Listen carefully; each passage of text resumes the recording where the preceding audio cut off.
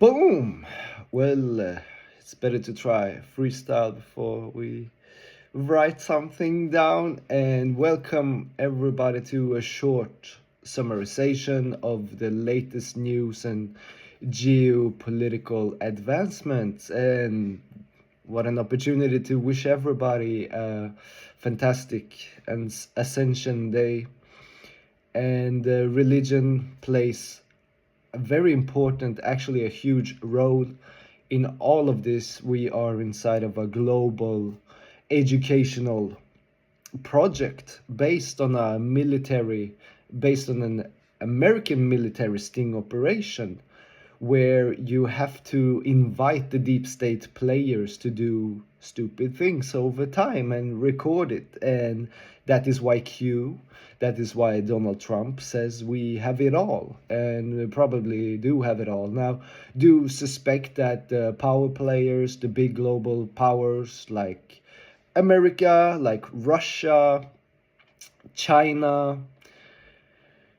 Turkey, Saudi Arabia, and we can go on, Argentina and Burkina Faso and Australia, South Africa, these power players around the world, Giorgia Meloni in Italy, for example, are actually standing up against this globalist agenda to enslave us all, basically through the use and power of technology.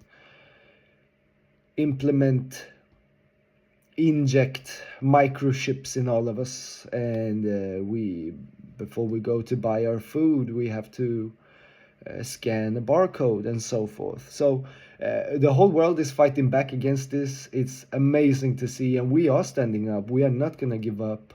We are not going to let the globalists think they can do whatever they want with us. They have for over more than 7 decades. It goes back to, it's almost a century now. It goes back to 1931 and the implementation of banks of international settlements in Basel. Now, if you think about it, Eurovision was in Basel just a couple of weeks ago, and Eurovision music, Lucifer was the fallen angel who controlled music. So music also plays a huge role in this global educational project.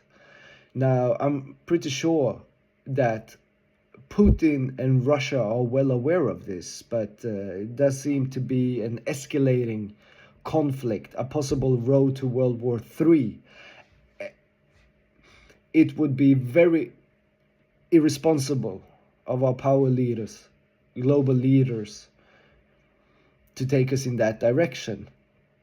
But with that said, we're still inside a global educational project where people have to see it for themselves to think the thoughts. You can't just make people think thoughts. You have to create the optics for them in order to get there by themselves. And this is what we're seeing globally. We see this in the Middle East, where you can see Saudi Arabia, Mohammed bin Salman is actually opening up, secundarizing Saudi Arabia, and it's opening up the Muslim world. You can see the same in Asia, you can see the same in Russia, you can see the same in Europe. Actually, we do have our problems. Everything is not perfect. We can just ask Viktor Orban. I'm pretty sure he's aware.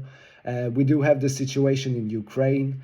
That is Russia's war. That is Zelensky's war. It goes back centuries. You need to know history. You need to understand the European geopolitical situation and also the global one in order to understand what Ukraine actually is.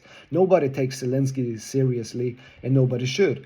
And we are not interested in getting into that situation here in Sweden. We are actually talking about implementing a buffer zone between the big nations. And if you look at the North Pole circle, Sweden is, and with Scandinavia, together with Russia and America, we are creating that. And Sweden is, of course, intending to play its part and be a neutral buffer zone that will allow Russia and America to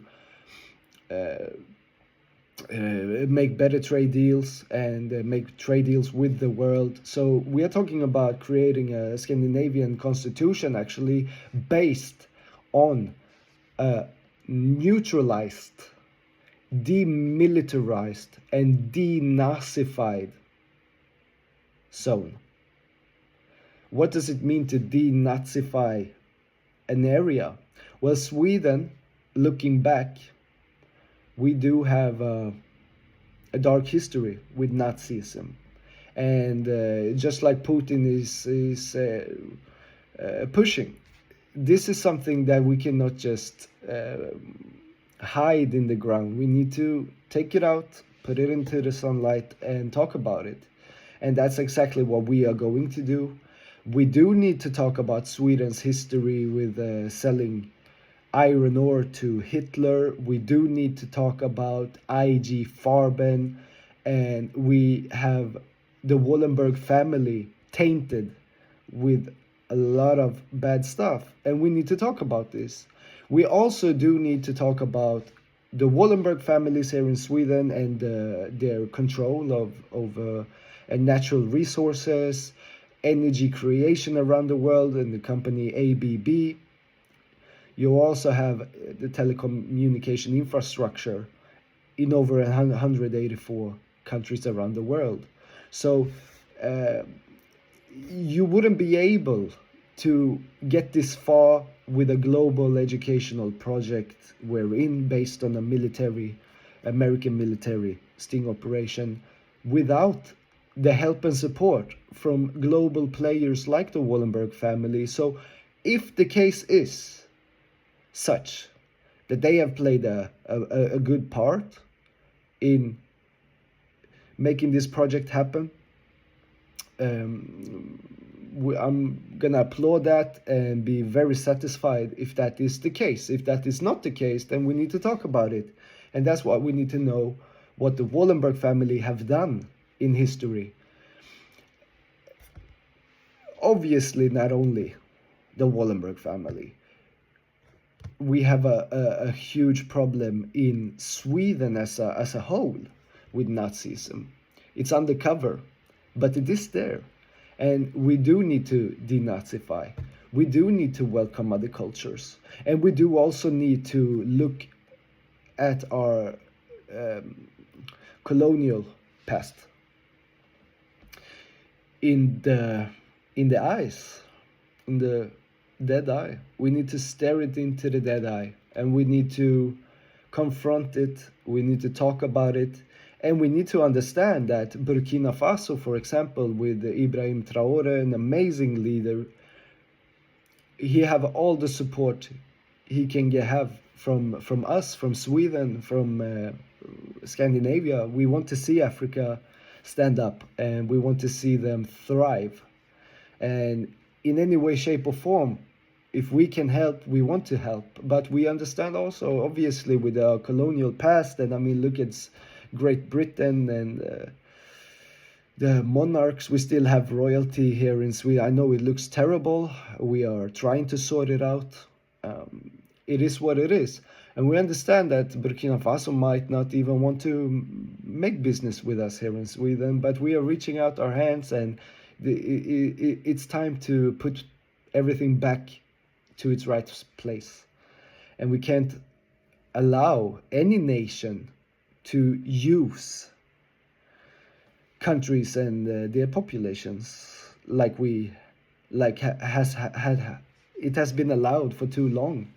So thanks to internet and the American military have played a huge part in making the internet happen. The fact that we sit here today and can communicate in this fashion, and the way that we global leaders around the world can connect now, and they can see each other and get inspired of each other, and we can only go straight forward to a better world. Wouldn't be possible without the Wallenberg family. So Yeah, it's fair to point that out. I wish you a good day.